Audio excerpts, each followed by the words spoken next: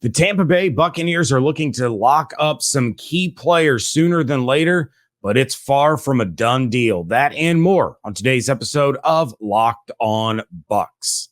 Your daily Tampa Bay Buccaneers podcast, part of the Locked On Podcast Network, your team every day.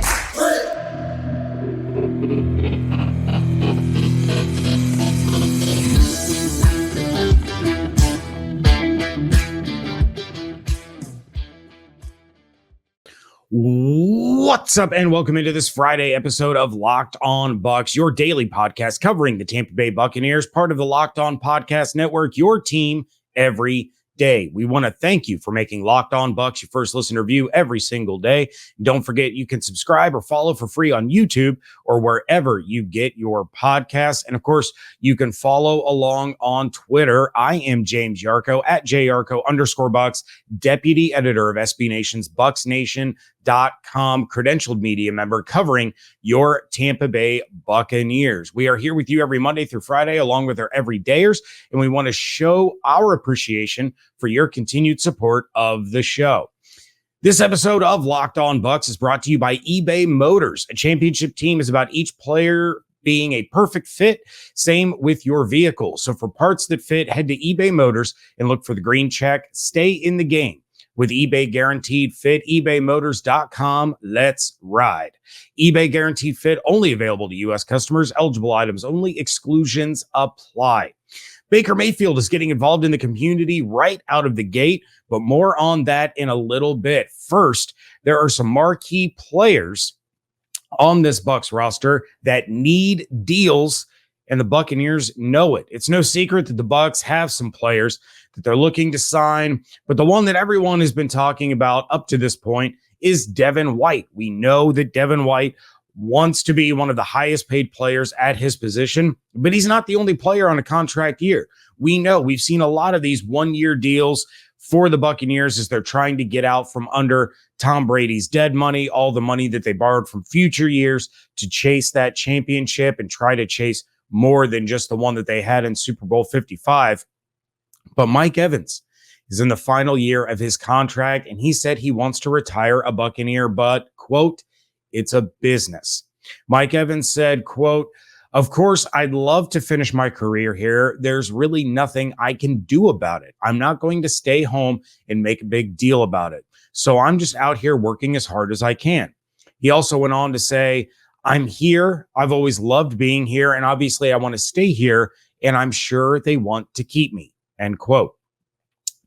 Mike Evans has been the Buccaneer over the course of his tenure with the Bucs since being drafted back in 2014. You can make the argument that Lavonte David has been the Buccaneer, but I think the two of them kind of go hand in hand. But most of the time, when Buccaneers fans would think about the Buccaneers, the first name that comes to mind has been Mike Evans. He's been probably the most prolific offensive player that the Buccaneers have ever drafted. Notice I said drafted because you can talk about the impact of Tom Brady. You can talk about what Keenan McCardell or Keyshawn Johnson did for the Bucs in the early 2000s. You can talk about some of these players that they brought over from other teams. But in terms of drafting offensive players, I think you'd be hard pressed to not put Mike Evans number one. You're going to have your diehard loyalists. They're going to say Mike Alstott, and that's fine. Mike Alstott had a huge impact on the Tampa Bay Buccaneers, but I don't think it's the level of what Mike Evans has done. And to not only do what he's done for the Buccaneers, but to do it unlike almost any receiver before him in the NFL, doing what he does year in, year out, with that consistency, with that leadership, with that humble approach that he takes to the game of football, I think Mike Evans is alone at the top of that list. So obviously, Bucs fans, the Buccaneers as a franchise, Mike Evans, they all want this to end the same way. And that is with Mike Evans getting his contract extension and retiring a Buccaneer. The number 13 is going to be put up in the Ring of Honor. It's going to be retired I would venture to guess. We haven't seen 63, 55, 99, 47, or 20 since those guys left the team. I don't think we're ever going to see number 13 again. And that is Mike Evans for the Tampa Bay Buccaneers. So you take a look at what the wide receiver market is. We can talk about the running back market being an absolute disaster area for players and owners. But you take a look at the wide receiver market and you have to ask, what is Mike Evans' market value? What could he get if this extension doesn't get done before the end of the season and he's actually able to go into free agency? Is he going to command Devontae Adams or Tyreek Hill money? No, probably not. He's not going to get the Justin Jefferson, the Jamar Chase money. Could he get more than what we saw DeAndre Hopkins just get from the Tennessee Titans? I would venture to say yes, because as great as DeAndre Hopkins was, his drop-off has been pretty significant over the last couple of years. With Mike, there's been no drop-off. He's still an elite player. He's still one of the best receivers in the NFL. He's still one of the best 50-50 jump ball players that we've seen over the last 20 years. And that hasn't changed. It hasn't sputtered. Nothing has been different about Mike Evans. There are ebbs and flows just like anybody else. He's going to have his great weeks. He's going to have his not so great weeks. Is that a reflection of Mike? Is that a reflection of the Bucs offense? Is that a reflection of the defense's coverage against the Bucs offense? It's probably a combination of all three. But you have to believe that the Buccaneers are trying to get this worked out with Mike Evans to ensure that the only uniform that he ever wears in the National Football League is that of pewter and red. But Mike's not the only one that we're talking about here. We're not talking about Devin.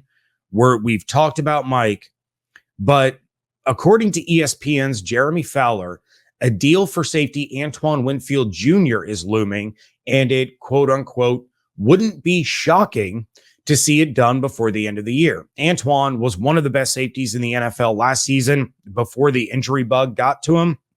But the market for safeties is starting to reach pretty high levels. You take a look at what the Atlanta Falcons just did with former Cincinnati Bengals safety Jesse Bates. 4 years, $64 million with the Atlanta Falcons. You take a look at the top 5 safeties in terms of average annual value of their contract. Jesse Bates comes in 4th.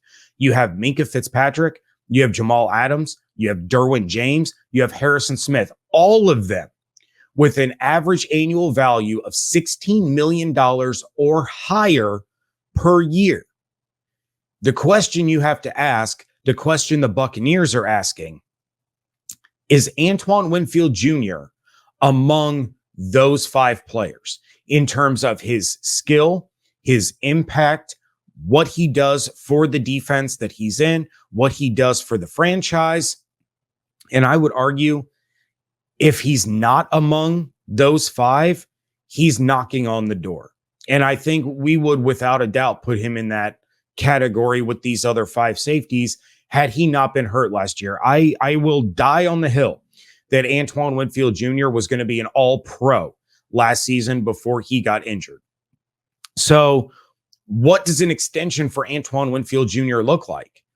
Is it going to be $15 million a year, $15.5 million a year?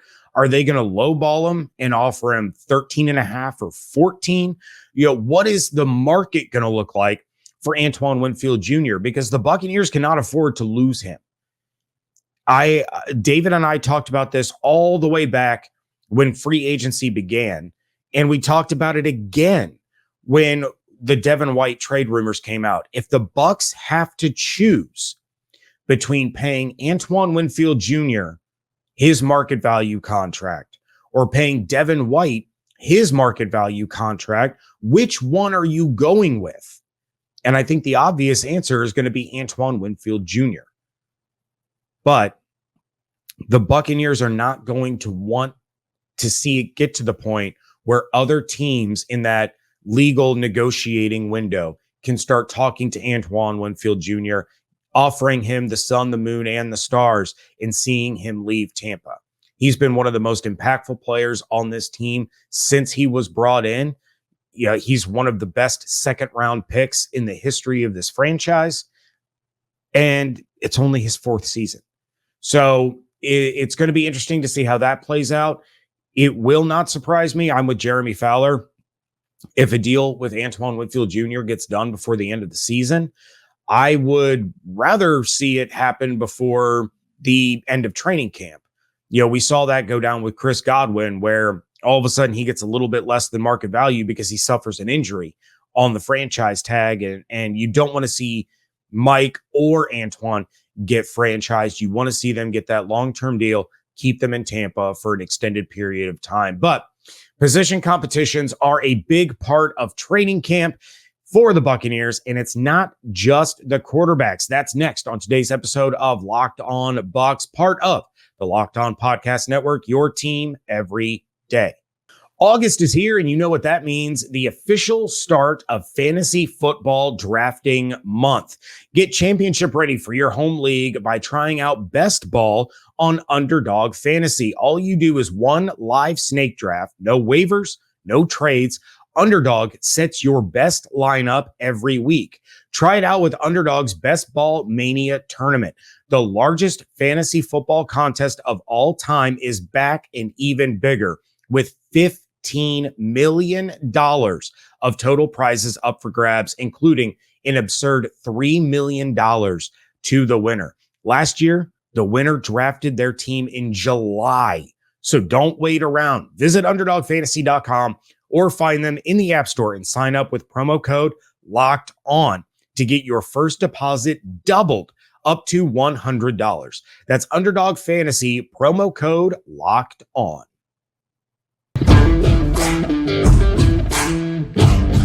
Thank you again for making Locked On Bucs your first listener view every single day. Special shout out to all of our everydayers for tuning in Monday through Friday. The quarterback battle isn't the only one that's heating up in Tampa. And yes, the quarterback battle is a tight one, much tighter than many, myself included, have believed it was going to be. We knew Trask was a late bloomer in high school and again at Florida. It appears that that trend is continuing in his third year in the NFL, as he and Baker Mayfield are essentially neck and neck in this quarterback battle right now. Preseason games and deep ball accuracy are going to be two of the key factors that are going to separate these two when a decision has to be made as to who the starting quarterback is. But we're not going to spend a lot of time talking about the quarterbacks today. We talk about it almost every day. There's another position battle that I really want to focus on that has come up on this show a couple of times. Our everydayers know it. They've heard me, they've heard David, and they've especially heard WTSP's Evan Klosky talking about it on this show.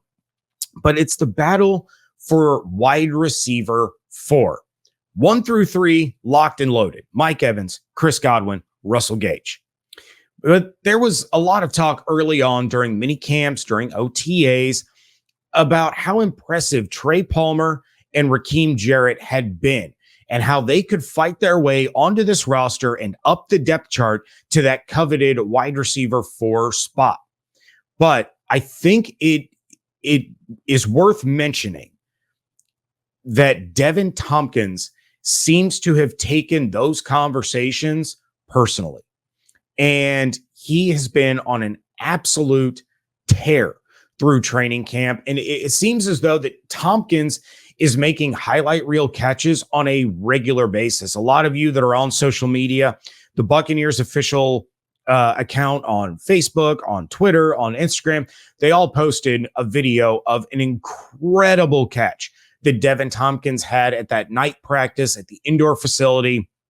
A lot of fans showed up, got autographs, things like that. But Deven Thompkins makes an unbelievable leaping catch, contorting his body mid-air to be able to position himself to make the catch. Otherwise, very well could have been an interception. It was thrown into double coverage, not the best of decisions by quarterback Baker Mayfield, but Deven Thompkins made him look like a genius because of how athletic of a play he made. but he's also doing all of the little things that are so important. You go back to last year's training camp, and Devin Thompkins was a training camp superstar. He showed out in training camp, kind of usurped Jalen Darden as the return man when Darden started to fizzle out a little bit, and became a regular season commodity in the return game and as a wide receiver. Well, now he's showing out even more than he did last year as an undrafted rookie. And you see all these videos posted, whether it's media, whether it's the Buccaneers, whether it's, whatever it is, the improved footwork, the improved route running. His hands have gotten better and more reliable. His athleticism, his body control, all of it has improved exponentially over what he was as an undrafted rookie last year. And I've talked to a couple of people that are there at practice every day. And one of the first things that they mention isn't the quarterback battle. It isn't, how the rookies are looking. It isn't, Ryan Jensen coming back from injury, or the run game, or Dave Canales' energy. Those things get mentioned. But one of the first things out of everyone's mouth that I have spoken with is Devin Thompkins is a stud. And it looks like he's really moving himself into that wide receiver 4 spot. And some of you, some of our non-everydayers, we hope you become everydayers, may be listening to this and saying, why are you so focused and worried about who the wide receiver 4 is? They're not going to see the field very often. Most of the time, you're going to be in a 3 wide receiver set. You're still going to have K. Dotton out there, tight end. You're going to have Rashad or Sean or Keyshawn in the backfield. Why are you concerned about the wide receiver 4? I will tell you exactly why. Russell Gage, for as much as I was thrilled that the Bucs signed him, had nonstop injuries in his first year with Tampa. Then he misses part of the mini camps. He misses the beginning of training camp as he's continuing to deal with injuries. You take a look at Mike Evans. Mike Evans is not immune to missing games due to injury or punching Marshawn Lattimore in the head. Chris Godwin has missed time. He had that ACL tear, but he's also had some other injuries that he's dealt with. And most of the time, Mike and Chris, they battle through them. They play hurt. They play tired. All of those things that you look for in your leaders. But Russell Gage has had some significant injuries since joining the Buccaneers, most of them being soft tissue. He's dealing with hamstring. He's dealing with calves. He's dealing with feet, all of those things, and he's missed time. So that wide receiver 4 position for the Tampa Bay Buccaneers is vital. You have to have a player be able to step in for Mike, for Chris, for Russell Gage. And the offense cannot miss a beat when you move that wide receiver 4 up to the wide receiver 3 spot. They have to be every bit as dangerous, every bit as refined, know the offense in and out and every way in between, so that the offense does not stagnate. And the defense can't go, oh, well, we'll cover Mike, we'll cover Chris. Let's see if they can beat us with K. Dotton and Deven Thompkins or Raheem Jarrett or whoever it's going to be. You have to make them pay. You have to make them respect whoever is filling in for Russell Gage at the time, or Chris or Mike. I keep bringing up Russell Gage just because we've seen the numerous injuries. So I'm not trying to make this a slight against Russell Gage. It's just that in Tampa, he has missed a lot of time.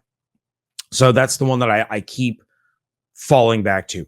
But the offense has to be able to function at the same level with or without one of their top 3 receivers because of who that wide receiver 4 is. And Devin Thompkins is asserting himself as the clear front runner to be able to do that.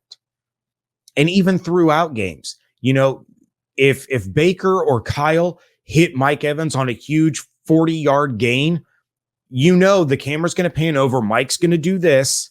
For those listening, I'm patting myself on the head, and he's going to go to the sideline and get a breather, and he's going to be out for a play. In comes Devin Thompkins. Now the defense, is going to say, oh, well, Mike's off the field. They're either going to throw to Chris or they're just going to run the ball.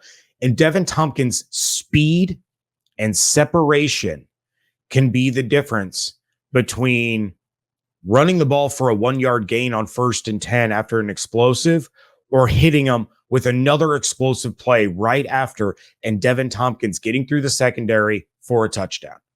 He is so fast. He is so quick. He is so elusive.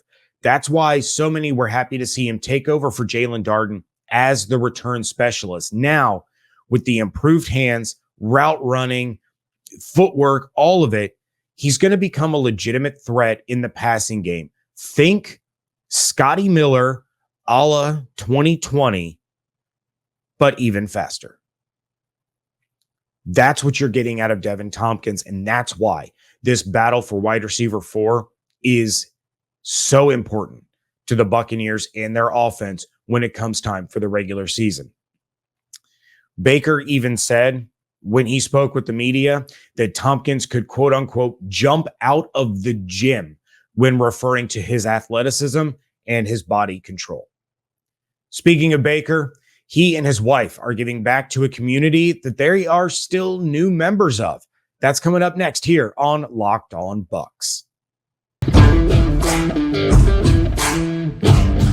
Wrapping things up here on a Friday edition of the Locked On Bucs podcast. And say what you will about the quarterback competition, and whether you're someone that isn't a fan of Baker Mayfield on the field, you should be a fan of him off of the field.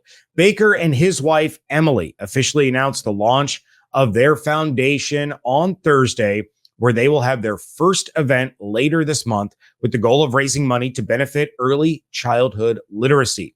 The announcement stated, "The Baker and Emily Mayfield Foundation is an effort born from their deep gratitude and desire to pay it forward, and will focus on pillars of success, resilience, and strength. The organization will provide programs, scholarships, and philanthropic opportunities to help others tackle life's challenges in order to be the best version of themselves." Baker had an opportunity to speak about that foundation with the media on Thursday, and he said, quote, "Yeah, it's really exciting. It's something that's been in the works. It's the Baker and Emily Mayfield Foundation. We're excited about that. Obviously, opening up with that, I appreciate you mentioning it. Our first event will be August 27th, the day after our last preseason game. It'll be at Topgolf. Our foundation, we're just trying to even the odds, trying to give everybody a chance to have success, whether it be healthy foods, getting kids into after-school activities and sports, healthy lifestyle choices. We're just trying to raise everybody's equality so they have a better chance of having success and stay resilient through adversity. We're just trying to base it off of kind of my story as well, making sure that everybody has the same opportunities," end quote. I spoke to some people who have covered Baker in Cleveland, fans of the Cleveland Browns. There are quite a few around where I live. And one of the things that we discussed was from the jump, how involved Baker was within the community that he was in. With Cleveland, he was working within the community. He had his charities, he had his fundraisers, all going to causes that stayed within that community. So this is a guy that really does love to give back to the area that is hosting him as their quarterback, hosting him and his family as residents. So this was really, really cool to see that Baker and his wife, Emily, are working on these, these charitable causes to give back to the community, to help kids that may not have the resources or the support system to be able to advance. And he wants to be a part of a community that helps those kids, that helps other people that need, they need a little bit of a break, right? And that's really what everyone wants to see. We've all been in situations where we just needed a little bit of help at some point. And it could be anything. It could be anything from support to counseling to financial to, just having someone pat you on the back, put their arm around you and say, you know what? You're going to be all right. I got you. And you want your players. We see it with the Mike Evans Foundation and Chris Godwin's foundation and Shaq Barrett starting his charity with his wife because of the tragedy that happened to their daughter. You see all these players with these causes to give back to things that are really, truly important to them. And it's nice to see that Baker and his wife, what's important to them is supporting the community that is supporting them.